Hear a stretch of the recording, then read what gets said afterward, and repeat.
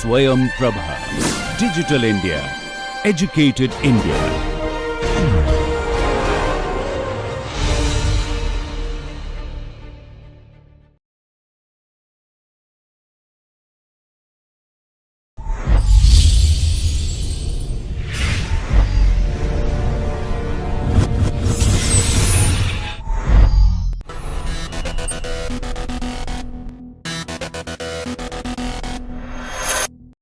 We are beginning the new discussion on social infrastructure development in India. Let me begin with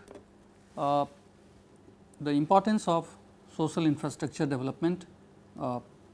After that, we will take two different sectors in this social infrastructure development, education and health, as a part of the discussion. Let me begin with what is basically the social development, social infrastructure development, because the process of development is not primarily one of the expanding the supply of goods, but also the services which enhancing the capabilities of the people. This was well discussed by Amartya Sen in his book Development as Freedom. So, when we say social infrastructure development, that includes varieties of sectors, varieties of attempt by the state, by the government to promote education, to promote health, to promote safe drinking water, to have the better level of sanitation, housing for the poor people. At the same time, there are other inputs added in the social development program, such as inputs such as the different sources of entertainment, at the same time the level of happiness, because of certain programs, certain initiatives, government today try to really have the level of happiness and level of more well-being in the society, and how government is really involved in distribution of income. That is one of the major challenge today for the policy makers, for the government, because if income is concentrated in one hand, then it is indeed difficult to have the happiness to most of the people in the society. So, how this distribution comes, income distribution, as Professor Amartya Sen and many other development economists has proved, that if we are not educating the people, if we are not providing better health services to the people, they are not entitled for many activities in the economy. So, if they are not entitled for many activities, they are not really participating in the economic activities of the economy. They are far away from the mainstream business of the economics, and that way the social infrastructure development do play an important role in making the people more connected to the mainstream business in the economy. So, let me begin with the importance of social infrastructure. These social infrastructures are basically an effective tool for the efficient acceleration of the piece of economic development, because without such infrastructure such as schools, hospitals, rural roads, at the same time housing facilities, better water and sanitation facilities, a society cannot be really in the position to reach to the minimum level of life, general level of level of well-being. And if you are lacking in that sense, if you are really having a very low level of living standard and very unhygienic living conditions, illiterate population, not a skilled population, in terms of nutrition, if the level of if nutritional level of the people are really bad, in that case we are basically hampering the economic growth process also, because the kids, the labor or the worker or the farmer or the consumer, they are the direct partner in the economic growth and the economic development process. So, the expenditure on education, expenditure on health or the nutritional package or maybe the water and sanitation, that is directly promoting the factors of production, that is basically promoting one of the factor, that is the labor, which requires a very educated and a skilled and healthy conditions to work in, to participate in the mainstream economic business. So, these social infrastructure, a better facility in terms of health, a better facility at the school level, at the high school level, at the middle school level, at the primary school level, at also at the higher school, higher educational level, that also promotes the human development conditions in the economy. A majority of the countries which has really proved a better economic development process in the world in last 30 to 50 years, we have seen that they have really worked hard for promoting the educational infrastructure, health infrastructure, a better safe drinking water conditions, and to provide the nutritional facilities to their people. But especially country like India, country like China, which had really faced the problem of population blast. Population blast is a condition when you have a large number of population added per year in your economy, and this added population sometime is not really required, because more you are adding the population, the per capita availability of food, per capita availability of electricity, per capita availability of other infrastructure such as health infrastructure, you are not really giving in a better way in terms of the growing population. So, you are reducing the availability of the resources when a country is adding more and more population. So, the per capita consumption drops if the really population is on a very high speed. The argument from the economic argument is that with growing population, a country can really sustain the per capita consumption of electricity or per capita availability of the educational infrastructure and health infrastructure. But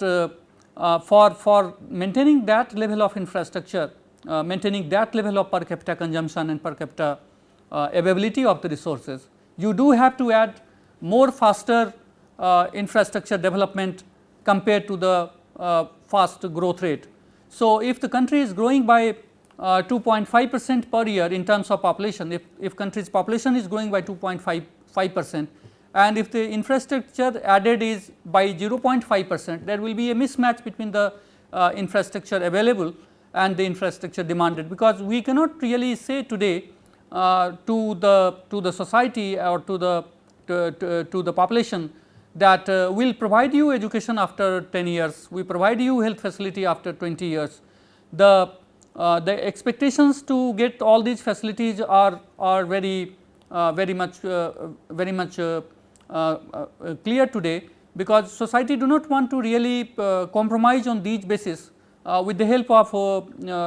awareness through the electronic sources, through the internet, through the television sets, through the radio. Now, population of any country, any developing country is more aware that what they really need for the well-being, what they really need for their own development. The process of human development depends on the process of the individual's development. If individuals in a society is not really having resources to really exploit, then in that case society is not having a proper human development also. Because if the resources are concentrated in few hands, there are certain studies which shows that most of the income in many developing countries are especially in few hands. And Stiglitz pointed out more recently the problem of basically problem of 1%. So, in the 1% of population in the United States is holding a bigger pie in the national income, and that shows that even in the developed country the income distribution is not good as neither in the developed country income distribution is good, nor in the developing country income distribution is good. So, country is growing faster and fast with a very fast rate, but at the same time the trickle down of those economic growth process is not for the society as a whole, but the income generated by a few members of the society, a few pockets of the society is controlling the larger size of the income generated in that economy. So, that basically really creates the problem for the human development in the world today. Income inequality, income disparity is again creating further challenges for the economic development, and today as long as the social infrastructure is not properly developed, because the physical infrastructure do help in promoting economic growth process, which is more a statistical idea, or maybe you can say the mathematical calculation, where we find out what basically the growth performance of the agriculture sector, the industrial sector and tertiary sector. But when we find that what basically this growth is doing for the population of that particular country, a country can grow with the help of a faster industrial growth rate. A country can grow only with the faster faster growth rate in services, and that services growth or the industrial growth rate may be again treated as the country's growth, because even if one sector is growing very fast, the country as a whole will say that country as a whole can also continue saying that we are growing, the country is growing, because the country's growth is the combination of all the three sectors growth. But at the same time, when we do try to calculate the impact of such growth on the human development, if we do not have proper and very meticulous growth in the human development sector, especially in the social infrastructure development, then we are really inviting a other type of economic inequality, and that economic inequality is again reflected in the poverty index. So, if the social infrastructure is really developed, one of the recent index of the multidimensional poverty index, which complements old style income based poverty measures by seizing the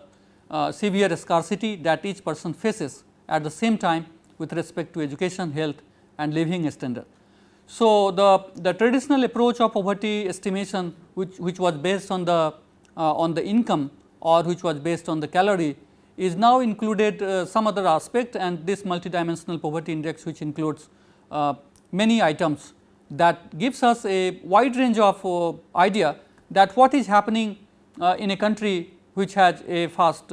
economic growth in last few years. So, this economic growth can be achieved through the physical infrastructure growth. More we have the economic infrastructure added, such as roads, flyovers,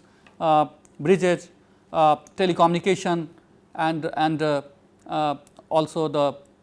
rails and ports. We are having more turnover of the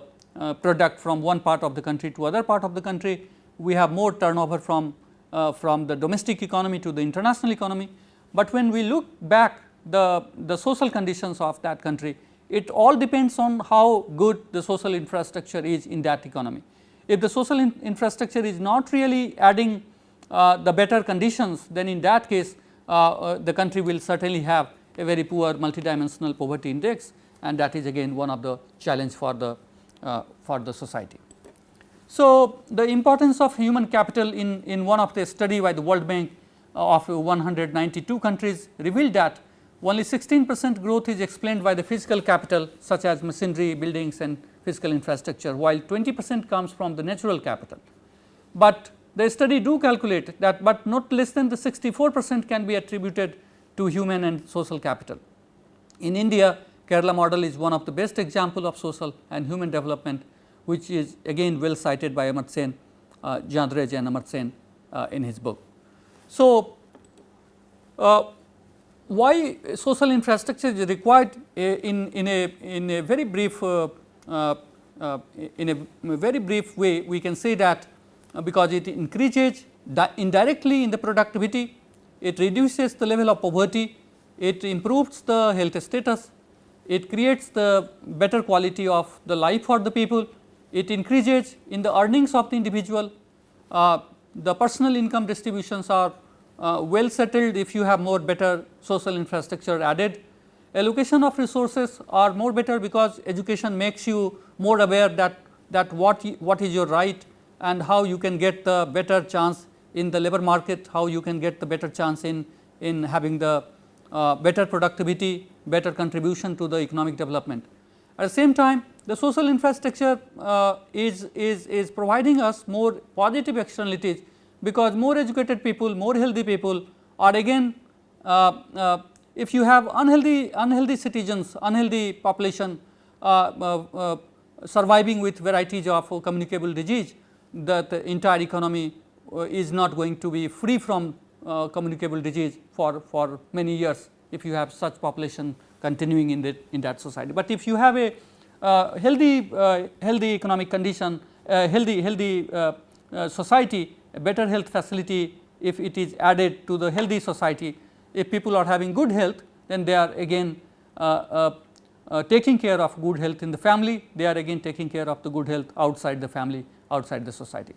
So, social infrastructure as a whole adds a lot, and that addition is not only for a year, because when we calculate agriculture production, when we calculate industrial production based on the physical infrastructure, there are so many factors which really contributes the growth in agriculture, growth in manufacturing, and that component and that contribution is very much time centric, and the product which we are having today, that product is not going to really help us tomorrow, because the manufacturing products and the agriculture products are having a certain life. But at the same time, infrastructure products are having a bigger life, 30 years, 50 years, 60 years time, and that the physical infrastructure which we are developing, at most they can go for 30 years and 40 years time, but the social infrastructure which we are adding today, that will certainly go for years and years, for generation to generation, and from older generation to the new generation, from new generation to the future generation. And that is the contribution of social infrastructure, because it leads you in a right direction, it leads you in a further developing direction, and that development is more inclusive, and that development is more human based development, not inhuman development. So, the importance of education is very much clear, because it is one of the instruments for social and economic transformation. An educated and skilled population is necessary for economic growth. Wide variation between general and professional education is already seen due to the involvement of the vocational training institutes today. Job training are in demand, and the large section of the middle class and poor category population cannot afford services of private educational institutions. So, the role of government and the infrastructure development, which is contributed today by the help of the government as well as the private parties, and sometime with the help of the public private partnership, is becoming important through imparting the new way of educating the people, and vocational education and skill development efforts are really important through the certain infrastructure added in educational sector. So, if we can see here, from 1950 to 1991, we are finding that Constitution of India has basically provided us in an opportunity that formal schooling system should be developed by the state government and also by the central government, and it is the responsibility, the primary education became the responsibility of the government, and that responsibility is turning out as the right of the children in India, as a part of the right to education program today. So, education kept under the concurrent list in 1976, in 1980 we do find out that non-formal education was introduced as a part of the national policy on education of 1968. Again, national policy on education 1986 has also given the better autonomy to the state to find out supports from the different agencies, and we are finding here that in different states different programs were added, such as in Bihar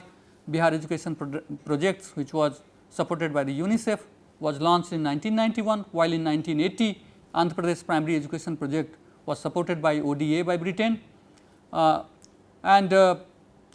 We find out that there were many steps taken by the government to find out the new ways of providing education. The problem which education infrastructure or system is facing today is the shortage of high quality of infrastructure,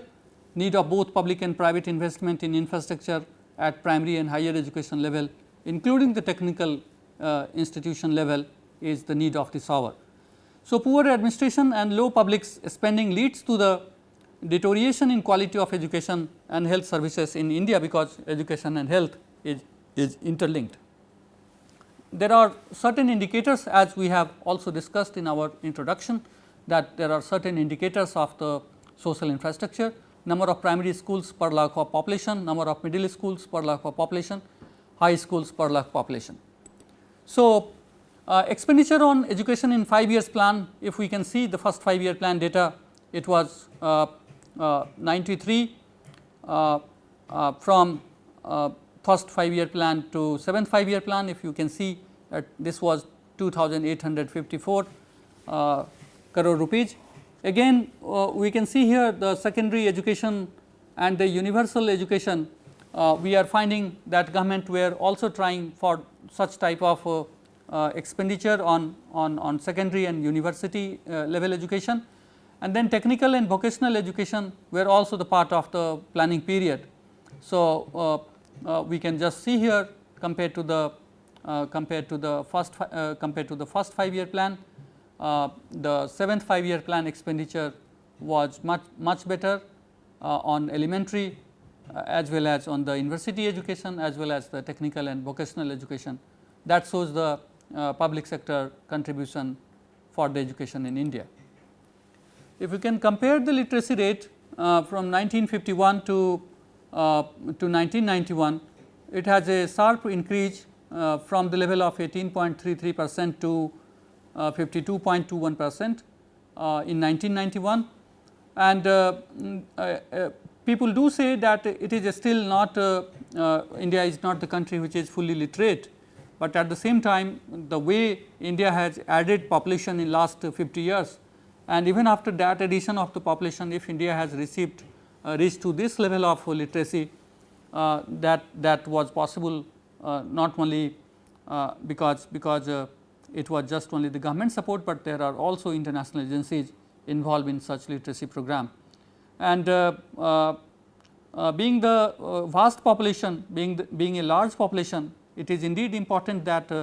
India should be having a full literacy as soon as possible, because if India is reaching the full literacy level, world is also moving fast towards the literacy level. So, as a part of the government and the private and as a part of the policy decision making, it is the responsibility of the government to lead this particular sector, because education, primary, middle or high school, it is one of the sector where more investment is going to give us more return, not quickly, but maybe after some time, in 10 years time or 15 years time. Now, the second part of this discussion is on health. As we have seen that health is not merely absence of disease, but as a state of complete physical, mental and social well-being. So, determinants of good health are access to various types of health services and an individual's lifestyle choices, personal, family and social relationship. Health is also affected by availability of clean drinking water and sanitation. Healthcare facilities are mainly run by the government and extensive private sector. Indicators of the healthcare facilities are the number of hospitals and dispensaries per 1000 kilometer of area, number of beds in hospitals and available for the per lakh population, number of maternity hospitals and dispensaries per lakh population. Expenditure on health during 5 year plan, expenditure on health as percentage of total plan investment outlay. In first 5 year plan it was 3.3, second 5 year plan again 3, third 2.6, fourth 2.1, fifth 5-year plan 1.9, sixth 1.8, but the seventh plan 1.7. We find out that after independence, from independence to the seventh plan, we had always less expenditure on health compared to the first 5-year plan. It was only the second 5-year plan which was close to the first 5-year plan expenditure as a percentage of total plan investment, but when we see seventh plan or the sixth plan, we were really having a very less percentage of health expenditure, and that shows that how a state was really not very much interested in providing better health facility in terms of adding the more health infrastructure. So, there are weakness of the healthcare system, and it is in terms of the lack of qualified doctors, quality differs in public and private sector, regulatory standards for hospitals are not defined, affordability of the healthcare is not good for everybody. It has serious problems like lack of public health service incurs high expenditure on service purchased from the private sector. So, health infrastructure in India, if one can see here compared to 1950-51 number of hospitals which was 2694, now we have more hospitals added which is around 11,164. We have dispensaries from 6,575 in 1950 to 50-51 to 27,431 in 1990 and 91. Hospital beds per lakh population which was 31 in 1950-51, now it is 96. In terms of growth one can see 3 times, but in terms of the population growth even this 96 beds per lakh population is nothing. Registered doctors per lakh population which was 16 in 1950-51, now it has gone to 46, again very poor presence of doctors in the per lakh population indicators. So, the major hindrance in health sector, district level disaggregate data is not available from the existing survey. District level health survey remains inadequate in coverage. E-health database with health ID cards is still a dream. Lack of human resources is mainly responsible for inadequate provisions of health services as lack of physical infrastructure. Shortage of health professionals as we have seen in case of doctors and nurse. At the same time, lack of capital investment in health infrastructure leads to the poor quality of health services. Measures to be taken: strengthening rural health infrastructure, especially sub-centers, public health centers and community health centers, and better mobile linkages to the hospital network is indeed important today. A better public private partnership to finance healthcare services can also help the beneficiaries. At the same time, states must improve infrastructure for ancillary services like the drug storage, warehousing, medical waste management and cold chain management. To sum up, different attempts by Government of India do indicate the improvement in the education and health infrastructure, but due to the poor investment on health, around 1% of the GDP and less than 3% of GDP expenditure on education made India remain backward in the Human Development Index. India took lessons from its past after 1991 and trying for a new way of reforms in social infrastructure development, which we will really discuss in our next few lectures, that how and what mechanism India has adopted to improve the social infrastructure services. Thank you.